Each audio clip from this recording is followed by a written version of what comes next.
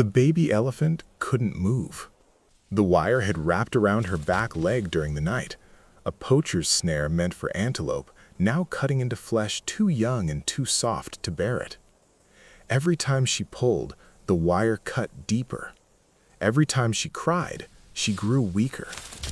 She was maybe 6 months old, alone in a ravine where the morning light hadn't yet reached. Her herd had moved on hours ago, not realizing she had fallen behind. Now she stood in the shadows, bleeding, trapped, calling for a mother who couldn't hear her. But she wasn't the only one who heard the cry.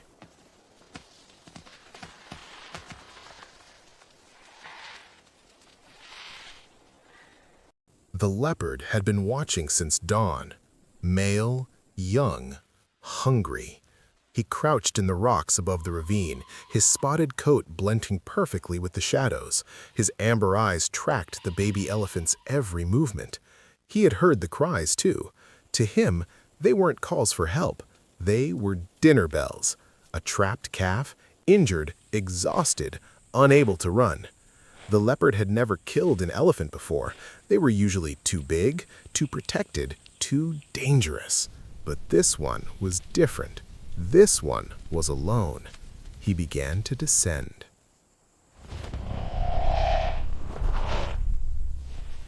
James Mwangi heard the cries from the road. He was 53 years old, a truck driver delivering supplies to a research station deeper in the bush. He had driven this route 100 times. He knew the sounds of the savannah. This sound was different. He stopped his truck, listened.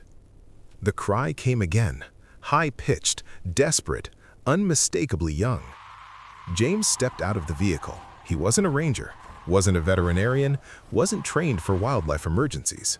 He was just a man with a delivery to make. But the sound pulled at something in his chest. He walked toward the ravine, and when he looked down, his blood turned to ice. A baby elephant, trapped in wire, bleeding. And 20 meters above her, moving through the rocks, a leopard.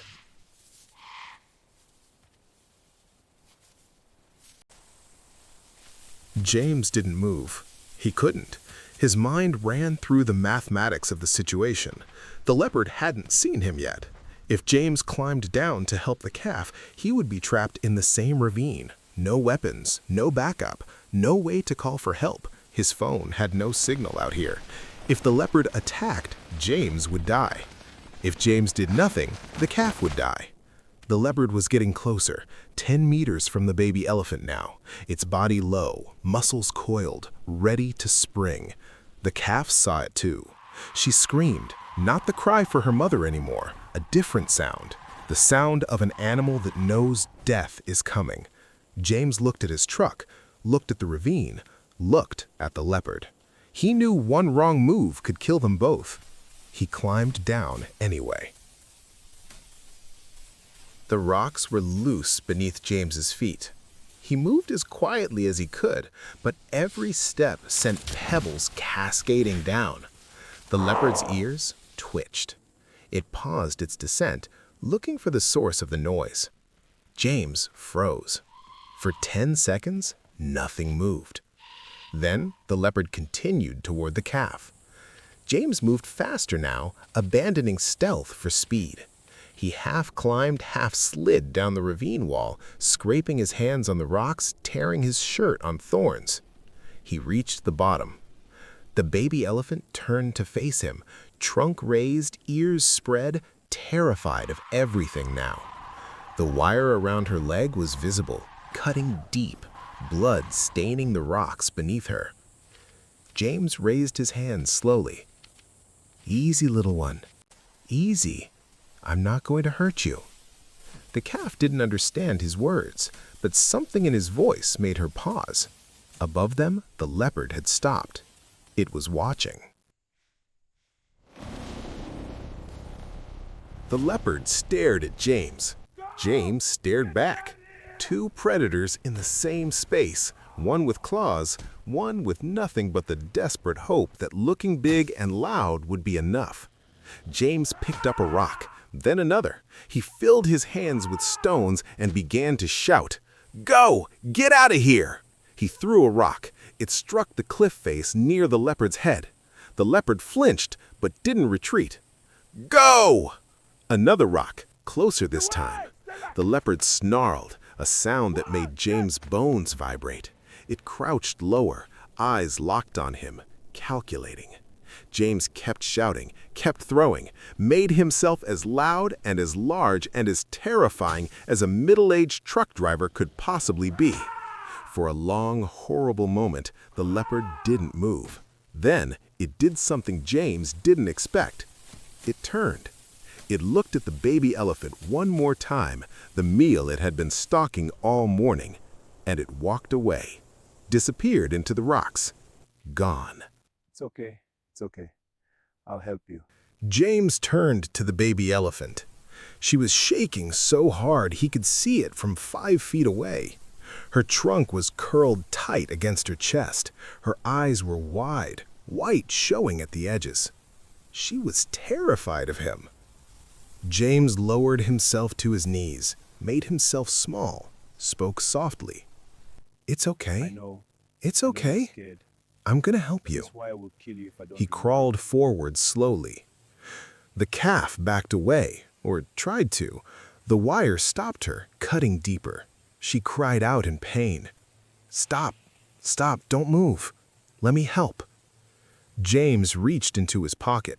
He always carried a knife, old habit from years of cutting rope and straps on deliveries. He moved toward her leg. The calf's trunk lashed out, a warning. Stay away. James stopped, waited, let her look at him. I know, he said softly. I know you're scared, but that wire is going to kill you if I don't get it off. He didn't know if she understood, but something in her changed. Her trunk lowered, her body stopped trembling, just slightly. She let him approach. James worked carefully. The wire was embedded deep, deeper than he had realized. Blood seeped around it, warm against his fingers. The calf flinched with every movement, but didn't pull away. She was trusting him. A wild elephant, 6 months old, who had never seen a human up close, was trusting him with the most painful thing she had ever experienced. James cut the first loop of wire. The calf made a sound, relief and pain mixed together. He cut the second loop, and the third. The wire fell away.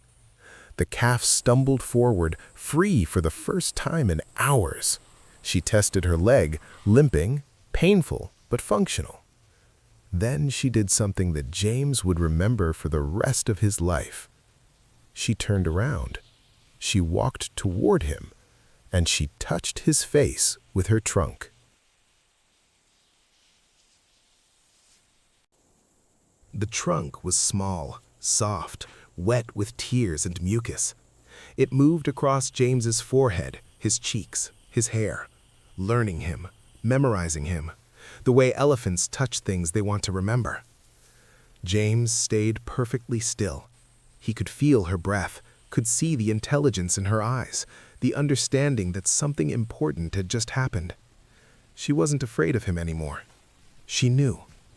James reached up slowly and touched her trunk with his hand. You're going to be okay, he whispered. You're going to find your family. The calf made a sound, low, rumbling. Not a cry for help, something else. Something that sounded almost like, thank you. You'll be okay. You'll find your family.